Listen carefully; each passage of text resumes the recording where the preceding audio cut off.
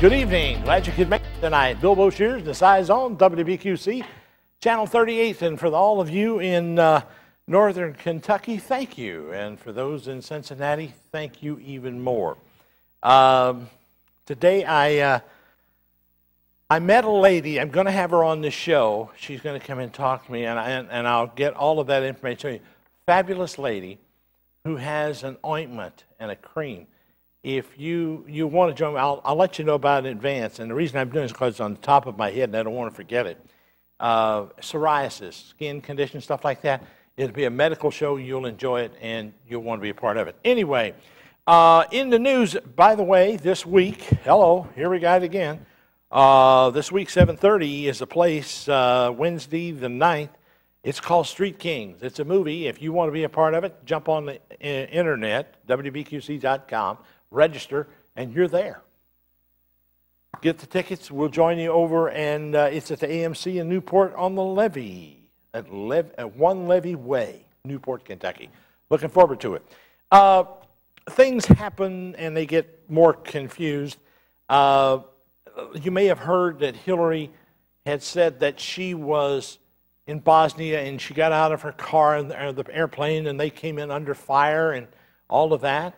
Well, now she's come out with how they took Iwo Jima, and she has some updates on that she wants to release, and her role in Korea taking Pork Chop Hill. So you can look for those updates this week. You'll probably get them. And in a more serious note, new evidence has just surfaced, and this is the real deal. Some of you may not even know who this is. When I say RFK, you may not even have a clue who that is, right? Well, it's Robert Kennedy. John Kennedy's brother was assassinated. And I'm just going to give you the tip of the iceberg because we're following this. They now know that NBC reporter has recorded there were 13 shots fired. And according to this, the forensic science met at a conference in Connecticut this last week to discuss the independent findings that cast serious doubt on Kennedy's assassination. You may remember Sirhan is serving a life sentence for that death, but the conference presenters argued that it could not have been him that fired the fatal shot that killed Kennedy. One investigator reported that Kennedy's assassination was nearly 4 decades. He said, determined that the fatal shot came from behind Kennedy, while Sirhan was 4 to 6 feet in front of the senator. Now, there's a picture of it, and not a very pleasant sight, but this, you would wonder, or at least I am, why this would be in the news, and none of the NBC was probably, according to one of the reporters, NBC reporter, and yet the video is from MSNBC News Live, and they broadcast one clip of this, and that was it. Got to be one of the biggest. You have to say. I hate to say this word. You know, you don't want to say things like this, but it could be a cover-up. Huh? Yeah, a little bit of it. Tonight, and we'll get to that and a whole lot more. We're not going to let that go. As that progresses, we'll do it. We get a call in here a little bit from one of the guys who's doing a lot of research in Iraq for us. His name is Paul Stout.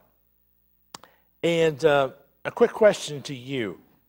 Obama and Hillary both are saying, well, we're going to bring people home. We're going to get out of this war. A quick question to you is, and something you can think about because we'll get to this a little later. In the second half of the show, we got Larry Nichols. But was the war, is it worth the sacrifice? Do you think that somehow the war with Iraq was worth the sacrifice? It's a big question. We've got a 5-year-old conflict, and I hate to point it out, but people say, well, we're there longer, we're in World War II. Well, in World War II, we had a real war, and we lost 500,000 people. And a lot of people think that that was the war. It was. The rest have been police actions, or this president decided to go here, or that president decided to go there. And there's a lot of insurgents, and oddly enough, over the past 50 years, we have been the insurgent. And that doesn't seem quite right, but what the hell. We're bigger than they are, and we got more bombs than they got, and we'll just beat up on them. How's that? We'll take a pause in the action and come right back with more of this, and you and your phone calls right here in the Scizone. I'm Bill Boshier. Stick around. We're up for you.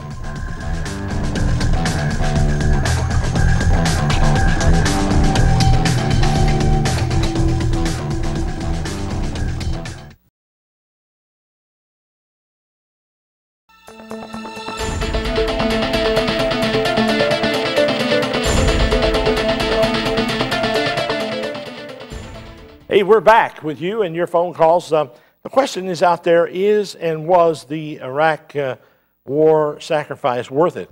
Online with me is, he just got in here, is Paul, and I asked him to do some research and take a look at some stuff.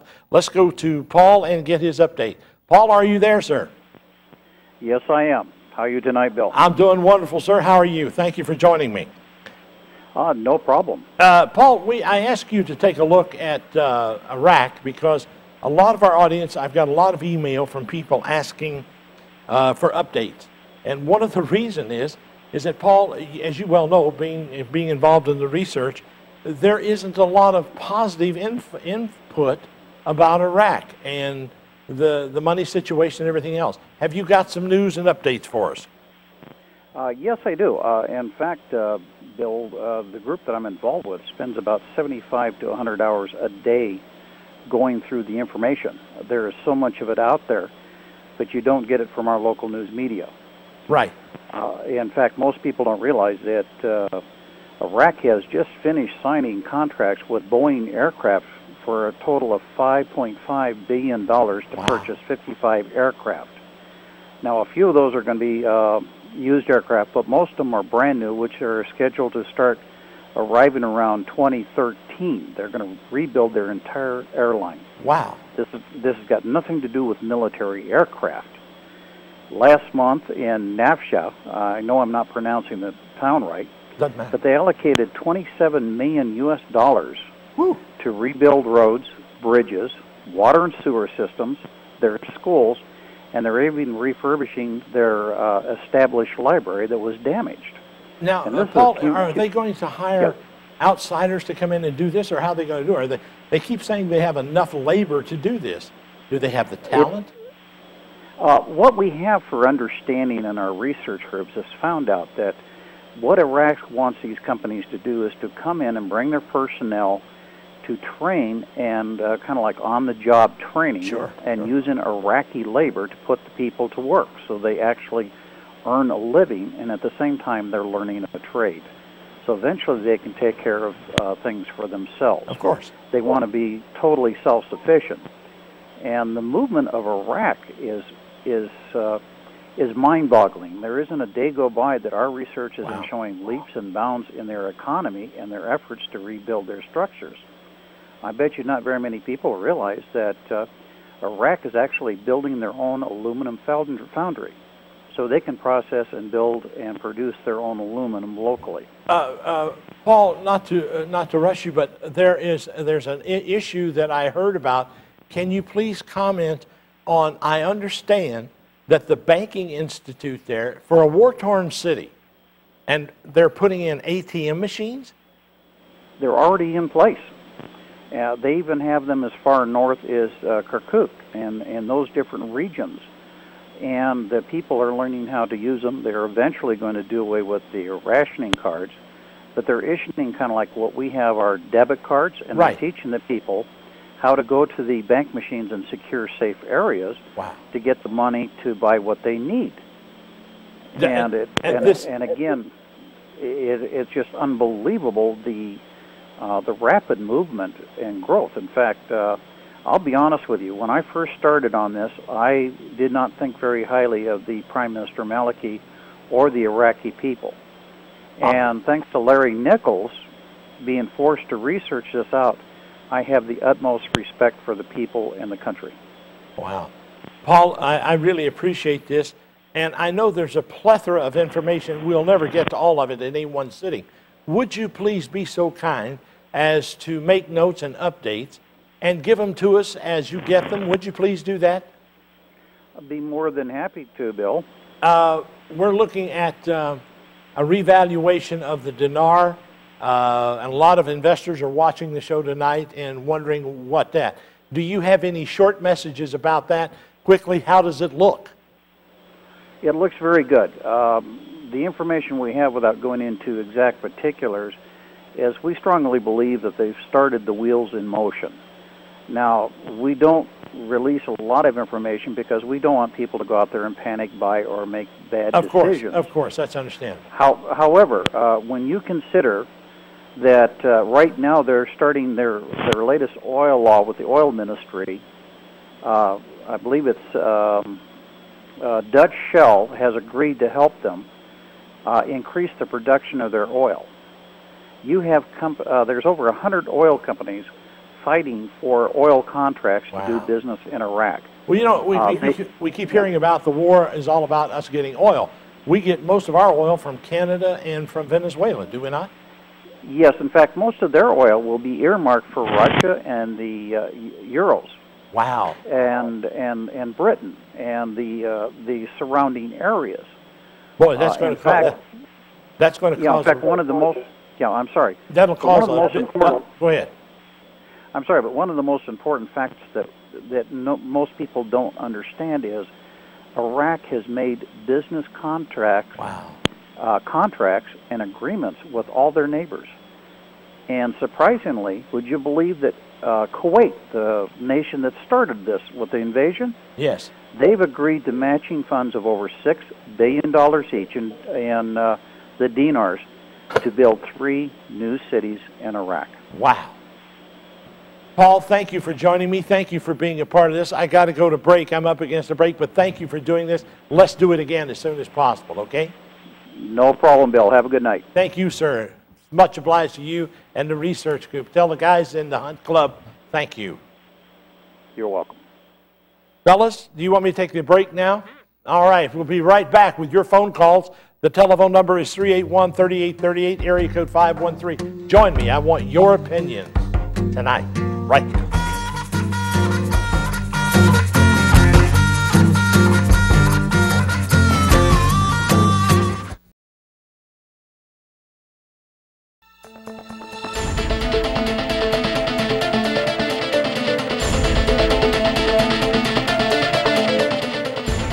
We're back in the Scizone. I'm Bill Loeschers. Thank you for joining me this Saturday night.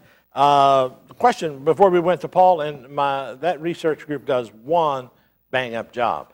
There are about 10 people involved, and maybe a little more than that, plus the outside group. I happen to know about that, and they do some dynamite research. Anyway, my hat's off to them, and thank you, fellas, for all of you involved in it. Let's go right to Don. You're there, sir. Go ahead. Good evening, Bill. Glad to have you aboard, sir. Go ahead. Thank you, sir. I'm a long-timer with you. Thank you. Recently at my company where I work at, 2 of the ladies that work there in customer service, their sons stopped by the same day. Oh, okay. One was Marine, one was a high-ranking Army official, okay? And I got to talk to them and thank them for doing what they did because I still believe, you know, there are men. Yes. And I asked them, just come out and ask them, I said, are we wanted over there or not? Absolutely not. That's true. They want the military out. Right. 2, he says, now, the high-ranking official, not the enlisted man, because they were home on leave, going back. Right. He said he had heard by a pretty reliable source, number 2, he said, the oil's great. They got it. But there's also an abundance of gold there. They don't talk about that. Oh, yeah, big time. And there's traces of platinum in the ground. Now, not great quantities, but worthwhile economically to mine. There is, somebody gave me the statistics. You'll appreciate this, Don. They went up into the northern territories and dug, I believe it was 4 meters into the ground and got oil. Yep. Now, Paul Stout, who did that piece for us earlier, they got groups, they found out that there is a mining company from Australia going up there to teach those people how to mine that gold. Think about it. They got gold, man. Do you realize what that dinar is going to be worth? Oh, I know. They're going to be one of the richest, if not the richest country in the world. Yes, absolutely. Don, I appreciate your call. Can I run by one more thing with you? Please do. I think it's time we get together and start a foundation. Oh? Make donations to it, and we're going to buy George Bush the Idiot of the Century trophy. Absolutely. I'll donate to it, and we'll even give it to him right here on the show. What is it? He's also the anti-defense system going in Europe. What is he trying to get us killed? You know, the man, he just misjudges and does things as he thinks they're right. He's an absolute Looney Tune. I don't know where he gets the idea that, well, you know the story. I'll go on record. He's a Looney Tune. He is. I appreciate the call, Don. Thank you, Bill. Take care. Have a good one. Thank you. Let's go to Randy. Randy, you're on the air. How are you? Go ahead, sir. You're on the air. How you doing this evening? Doing well, sir. Thank you for calling. You seem to be interested in the truth. Can I give you some research from the other side of the coin? I'd be happy to listen to it. All right. It says, "Behold, he goat come from the west on the whole earth, and touch not the ground. And the goat had a notable horn between his eyes, and he came to the ram that had two horns, which I had seen." Wait a minute. Where did you get this? This is Daniel chapter 9. Wait a minute. What about that? Are we supposed to understand? Okay, well, it'll explain itself if you just give me 1 minute. And it says that he had a notable horn between his eyes, and he moved with choler against the ram, and he hit the ram, and he broke his two horns, and there was no power in the ram to stand before him, but he cast him to the ground and stomped on him. Now that's Daniel 9:7. If you skip over to 19, it says, "And he said, Behold, I will make thee know what shall be in the last, in the end of the indignation. For at the time appointed, the end shall be, in the ram which thou sawest having two horns are the kings of Media and Persia." Point, sir? Media and Persia. What are those? Those are two ancient names. What's your point, sir? Iran and Iraq. One will be smashed and the other one will be broken. Okay. And it also has another point, and it says that the one that splits Israel and Palestine is the Antichrist, and he just promised that he's going to split them and is giving them $7 billion. If you go to cuttingedge.org and you... Enough is enough. The telephone number is 513-381-3838. Do I get to take a break now? I'll tell you, okay, well, you know, let me give you an advice. Don't call and read the Bible to me. Don't call and read the Bible to any of us. It's not that we don't want to hear it. It's boring because it's your opinion and you're editing as you go. Now, if you give me a piece and it's published and it has other things, when somebody writes in the Bible, it is for interpretation. Yours and mine can be completely different. But apparently you have it on good source, and I'm all for that. But don't call me with it. I don't want to hear it. And I don't know how else to tell you that. Am I against reading the Bible? Absolutely not. But this is Saturday night, and this show is not about your Bible. I'm sorry. That's it. Don't do it. I'll do just that. Now, that's fair warning. I don't know who I've got here. I've got Mark. Mark, you're on the air, sir. Go ahead. Mark, are you there, or are you... Yes, hello. Do you think... No, never mind. You guys are talking about Iraq. My brother is going to get sent back over to Iraq. I don't know. Sorry. Yeah, me too. It's hard when your brother has to go to Iraq and you call up to laugh. My question was, and I pose it again out loud, was or is the war worth the sacrifice? I've had a Bible quote, and I've had a guy laughing. I don't know what that's about. Really don't care. It's like asking a question. We've got some serious decisions to make in this country about some presidential candidates. And you people want to do this? It's up to you. The number is 513-381-3838. If you want to call, I'd like to hear from you if it's legitimate. Let's go to Beverly. Beverly, you're on the air. Hi, your question was, is the war in Iraq worth it? Worth the sacrifice, yeah. I don't think so. I have to agree with you. Okay. And I have a lot of concern. I don't know, a friend of mine said you had spoke one time, this may not be the night for it, something that had to do with Blackwater. Yes? I was concerned about that. My understanding is that they're recruiting men from the military yes. to partake in that. Is that true? I don't know. The question, you broke up on me. Is Blackwater recruiting those men? Yes, sir. It is my understanding that they are, yes. Is the money that's being used to support these young men coming from the military or private sources? It's coming from your pocket. Now, that I didn't know. Yeah. Where do you think how do you think they pay Blackwater? They're paying with your tax dollars. Well, there's a young man out in Phoenix that is being recruited, and he's being told that the money is not coming from the United States military funds. Oh, okay. Probably not. But I don't know who else would pay for it. Do you? No, sir, and I believe you're right. Beverly, thank you for calling. We appreciate your call, dear. Thank you. And I enjoyed your show. We enjoy you being here. Thank you. Let's go to Craig. Craig, are you there, sir? Yes, sir. I watched it last week when Mr. Nichols was on. I thought it was a very good show. He'll be here at the bottom of the hour, by the way. Oh, great. I'll stay tuned and listen. No, I don't think the war is worth the sacrifice. I think young men that are fighting that are patriots are losing their lives for the profits of big business and defense contractors. That's all. You're absolutely right. That's exactly what it's about. And it's not about freedom or democracy. It's all about the dollar. It's all about the dollar. I couldn't agree with you more. That's just my opinion, Greg. But what the hell do I know? I'm not the president. See, the president knows everything. Yeah. Yeah, he's a smart guy. He really is. Thank you, sir. I appreciate your show. Appreciate your being there, Craig. Thank you. Let's go to Chris. Chris, you're on the air. Hi, how you doing? Fantastic. Working on the rest of it. Good. I was calling to make a comment, about your question there. No, I don't think that the war is worth it, worth the expenditure of our tax dollars. I do believe, like Craig said, that this is about financial prosperity in the defense contractors and other U.S. and foreign-based companies that may be in that country to make a dollar. I think that's all they're there for.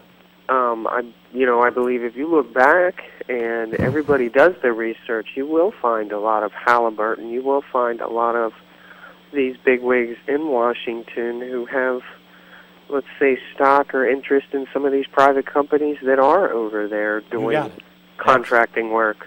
Absolutely. It's not worth the lives of our young men and women who are willing to defend our freedom. Not for me. There's never been a threat, as far as I'm concerned. There was never a threat. There may have been one, but it was short-lived, and I have never believed the propaganda that this administration has put together to start with. It just sucks. You're correct, and we were duped into the war in Iraq. We knew where the threats were coming from, and we knew who posed what threats. Well, we know who duped. We now know for a fact who duped us. And by the way, that doofus is on his way out. Anyway, I appreciate your call there, brother. Thank you. I appreciate it. See you later. Let's go to Douglas. Douglas, you're on the air. Thank you. I appreciate you later. Douglas, you're on the air with Bill Boshiers. Hit it.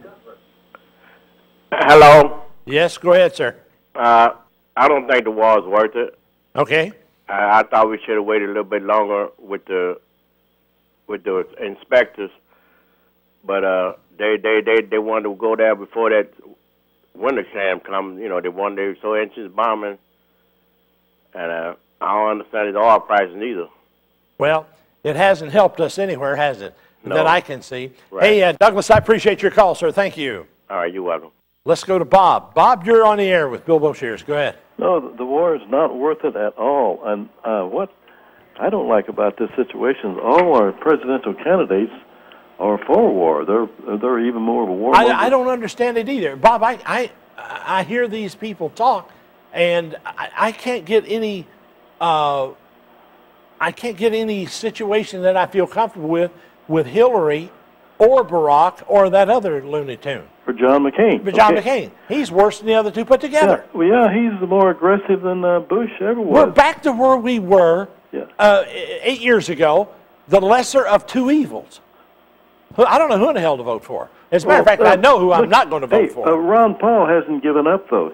That's what and why won't everybody admit that? Why won't they say Ron Paul is still in the race? They're a bunch of, they're all crooks. They're trying to slowly move him out. I'm going to vote. I'd vote for Ron Paul. I'll tell you who I'd really like to vote for. It's Colin Powell and Condoleezza Rice on a ticket. I'd like to vote for those two people. Well, Colin Powell was okay for a while until he got in the wrong crowd. Well, we can straighten him out. Yeah. When he gets out to where he can think and get out of the White House, he'll be all right. Anyway, I appreciate your call, Bob. Thank you, sir. Thank you. Bye. Well, we'll take a break, I hope, and Mr. Larry Nichols will be here shortly. Anyway, I'm Bill Boshier. Stick around. We got more to do, and you're it.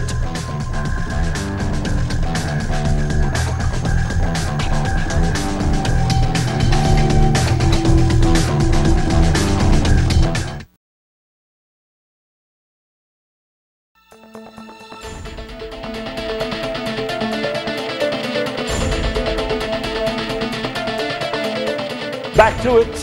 Larry Nichols is online, standing by. We'll get to Fred, Joyce, and Kevin, and we'll get right to it there. Let's go to Fred. You're up first.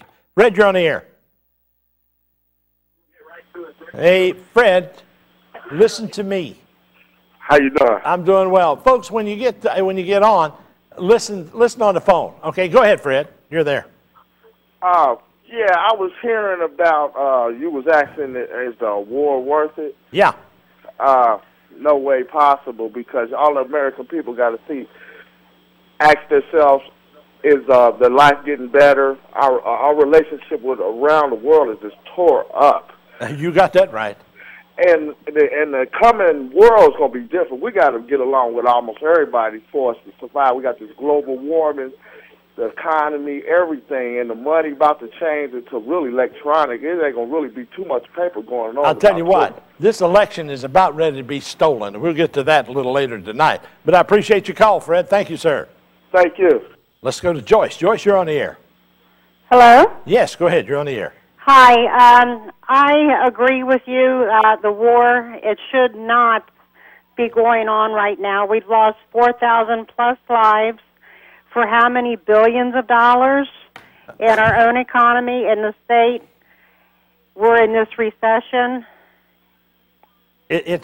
We're in a complete shambles and a meltdown of our economy, and George Bush is running around like everything's just hunky-dory. Absolutely, I agree. Joyce, I appreciate your comment. Thank you, dear. But let's go to Kevin. Kevin, you're on the air, sir.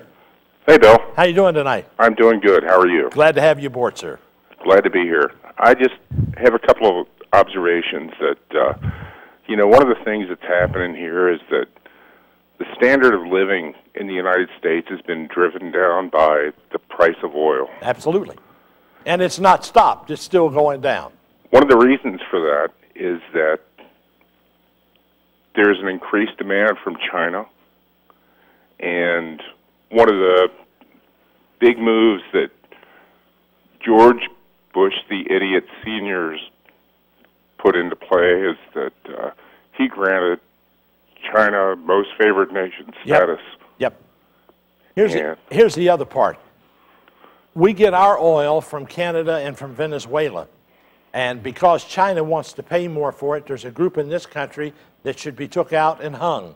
And they're speculators. People who speculate and drive the price of oil and gas up. It doesn't necessarily mean that the guy digging it out of the ground or pumping it out gets more. It just simply says that the speculators get a hold of it and daisy chain it.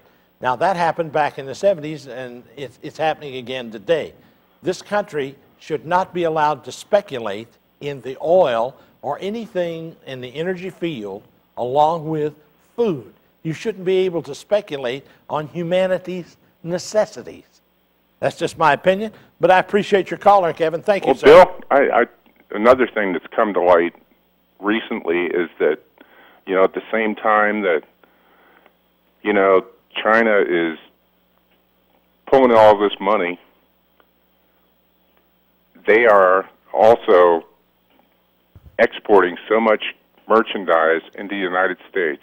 And they're telling us we're not going to take your money for 7 days, and they don't want our money to go down. You know, stop sending the junk here. We'll stop buying it. That's what I did. Kevin, I appreciate your call. Thank you, sir. You know, when I was a kid, there was a large movement. You know, I got to go. I'm up against it here. I got to move, buddy. But I appreciate you. Call me again next week. We'll do it again. Thank you, sir. Let's go, Larry Nichols. Whoa, Mr. Nichols, are you there, sir? Yes. All right. Glad to have you aboard, sir. Amen. You know, Larry, we're talking to people here tonight, and I'm asking a question. Was the war, in sort of past tense, was the war worth the sacrifice? And as you've been listening on the side here, you see people say, well, no, it wasn't. I don't believe it was worth it. I remember talking to you before they ever got off the boat. And you said, this is not the war. The war will be afterward. And I didn't quite know what you meant, but I do now. Yeah, it is. You have to understand, I would have and did support Afghanistan. But I would have only supported it under one condition. What was that? Go in, run the Taliban out, clear it of any Al-Qaeda or whatever training there. Mm-hmm. When we got through with that, turn to a provisional government and say, now you got two choices. You can either go back to the way you were, or you can make something better, and then get out. You see, Bill, even as wrong-minded as Iraq was, you still should go in, do whatever you're going to do, and then get out. By the way, we keep forgetting, and suddenly our Congress and Senate, Larry, they keep forgetting. They keep giving up these ideas that they get together in a little huddle in Washington. Right. Go, you know, we got this idea. We ought to get this institute over there. Has nobody told Congress or the Senate that Iraq is a sovereign country? Do you think they know what the hell sovereign means? Well, they certainly don't here. I don't know what the hell. hell. So why would we think they would there? Well, you know, I don't know how you go into another country and go, hey, we're going to change this. We don't like the way you're doing this. What the hell will they get off doing that? I mean, these people have been living this way for thousands of years. We're going to rush in and go, hey, it's about time you guys learn how to vote. Hey, get your fingers in some ink. We're going to show you a new way to live. And you're really going to like it. Yeah, just yesterday we heard that the State Department renewed its contract with Blackwater. Now, folks, that's relative to diplomats from the embassy. Now, let me correct. Larry, and I just told a lady this earlier here, and she called in. We're paying for that. The American public is paying Blackwater's salary, are we not? Oh, absolutely. Well, somebody told they're recruiting these guys for Blackwater, and they say, well, none of the money comes from the U.S. It's not a military fund. That's the biggest lie I've been told. Yeah, you know, Bill, as we've been able to find out, you and I, of the $12 billion we send to Iraq, right, none of it goes to Iraq. It all goes to Halliburton, Blackwater, and all the other cronies of this administration, Dick Cheney, George Bush, that are in there. They've got their hands in the pot. Larry, let me take a break. We'll come right back. Would you stick around with me? You bet. All right, stay right there. We'll take a pause next. Come right back with your questions for Larry Nichols. Right here in the Scizone. Stick around now. Don't go away.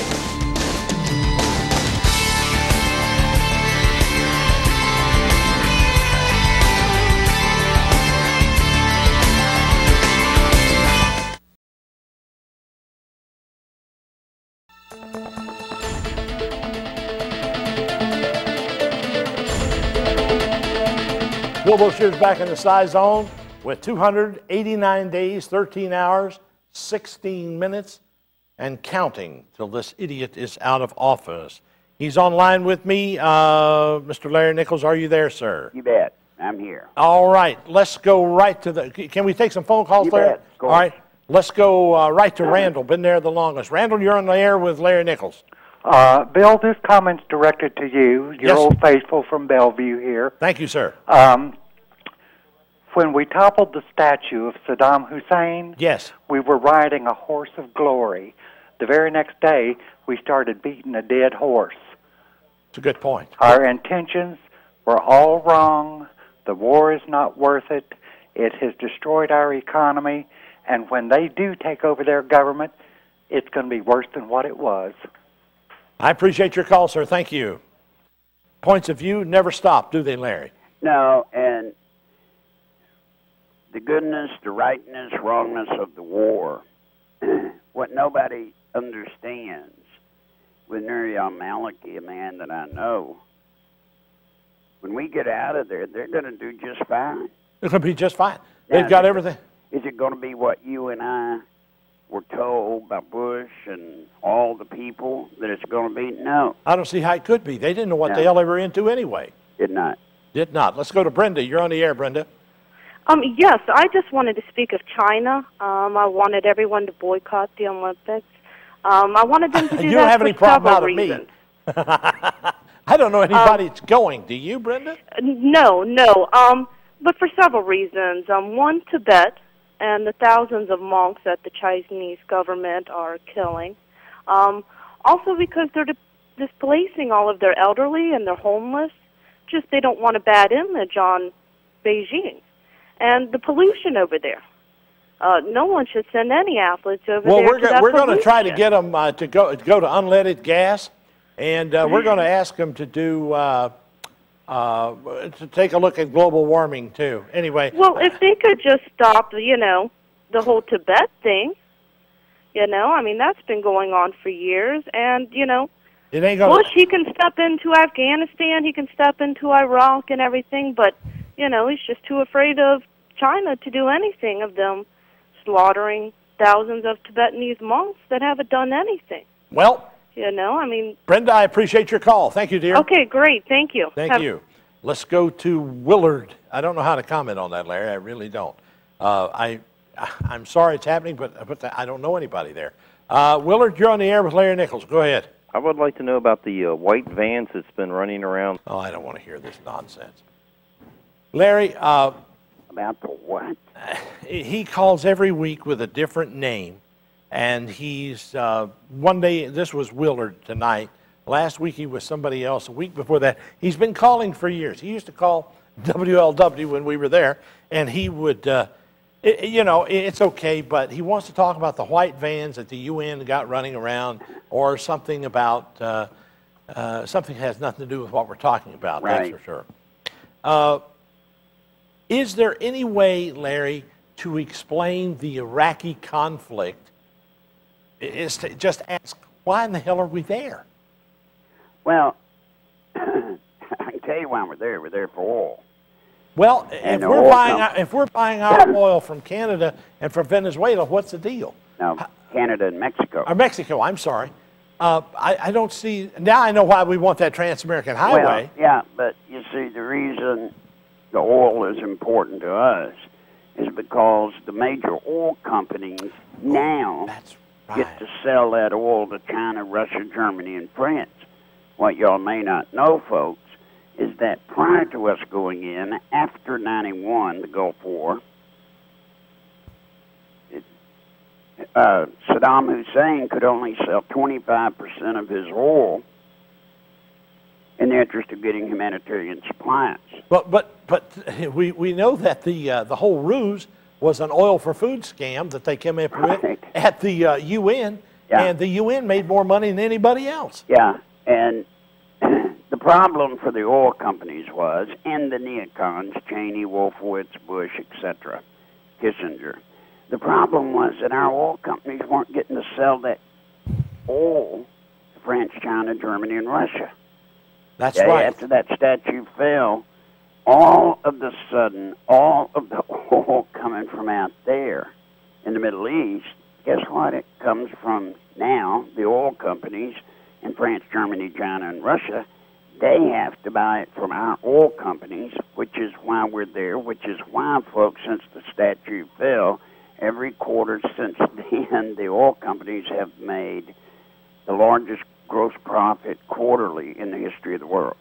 And we keep wondering, will this ever end? No. And can Hillary or Barack Obama or Yamamama or whoever gets in, Larry, we're going to have to leave there eventually. They're going to throw our butts out. Oh, yeah, we will leave.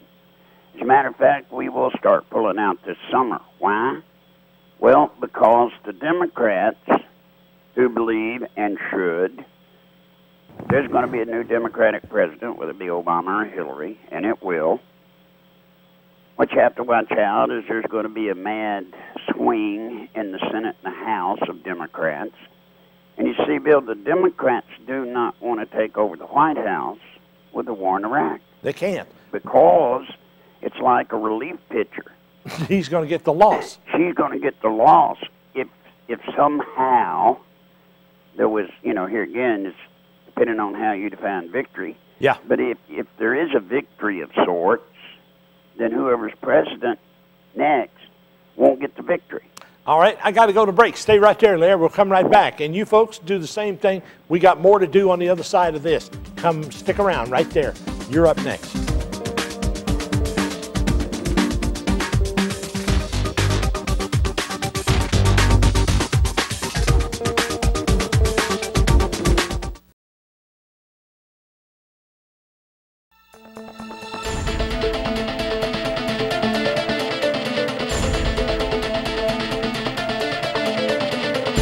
Back in the Scizone, my guest Larry Nichols tonight. We'll go right to the phones if you don't mind, Larry.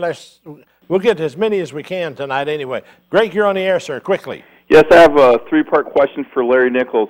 One is, it seems like it's been the Bush and the Clintons in the White House forever here. George Sr. for 4 years, Bill Clinton for 8, yeah, and then Bush Jr. for 8. Does he think there's collusion between the Bushes and the Clintons? Yes. Okay. The second question, I'll just ask questions and get off. Afghanistan. Why are they still selling poppies? When the Taliban were in there was no poppy sales. Now they have record production of poppy sales. Well, actually, there was poppy in Afghanistan. However, they were getting about 40 to 60% of the world's poppy production. Since we've been there, they've gone and shot up to 85 to 90% of the world's poppy production. The reason we don't bother it is because of the warlords. Right now we're operating autonomous to the warlords. We do not cross them. But if we ever go after the poppy, trust me, the war in Afghanistan will take a serious turn for the worse. Could you talk about the collusion between the Bushes and the Clintons and maybe a CIA connection? I'll get off the phone now. I just want Appreciate it, Greg. Thank you, sir. Greg. Number one, I do not know of any CIA connection. But, the reason, I don't know. But I will tell you this, when Bush took office, he didn't go after the Clintons for looting the White House, number one. Number two, when Larry Klayman's group, Judicial Watch, filed for a list of all the pardons, etc., they got the list eventually, but Bush's office had redacted it so you couldn't read it. Some kind of a cover up there. There's somebody watching somebody else's back. Yeah. Let's go to Deborah. Deborah, you're on the air. Hello, Deborah. Yes. You're on the air. Okay. Go ahead, dear. This is Deborah. Go ahead. You're on the air. Okay, the war is altogether wrong. What? The things with Bush is altogether wrong.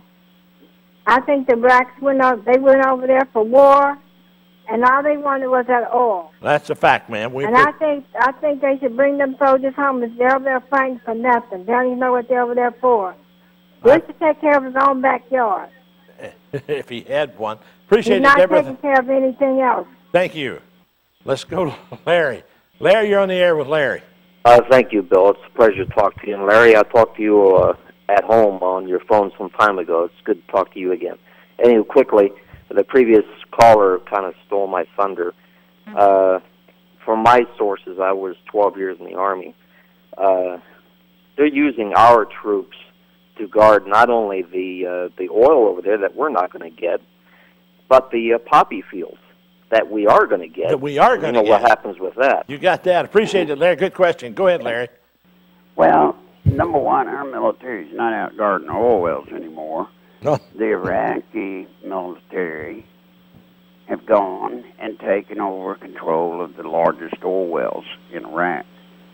But when you start looking at the warlords, something I know something about because I am a Scizone or was with them, it was when the Soviet Union crossed ways with the warlords. That's how the Mujahideen was brought in, and it was pretty short-lived at that point. We ran them out, ran the Soviets out. All right, let's go quickly to Brandon. We got 1 minute. Brandon, you're on the air with Larry Nichols. Quickly. Yeah, I just had a quick comment / question here, and I think we need to watch out for whoever's going to be vice president if Hillary or Barack gets in office, because I think it'd be an awful easy excuse for to have somebody assassinate the new black president and put somebody in power that wasn't elected to power like that. Well, you got a point. He's got a hell of a point, and it might be something worth the watch. What do you think, Larry? Well, I didn't hear him. He wants to be sure we watch whoever they make as the running mate, because it would be too easy to assassinate the president, and then they would have whoever they want in there. Well, I wouldn't be looking for that to happen. I'm not looking for it at all. I think it's a theory that could happen. Well, it is, but it's a theory that theoretically somebody could get anybody that's president. That's a fact. Larry, we got about 10 seconds. I want to thank you for being here. Let's do it again and more updates. What do you say? Bet. You got it, my friend. Take care and stay safe. Y'all. I'm Bill Boshears. This is the Scizone. We'll see you here next week. Same time, same place. Don't forget, if you will, to register.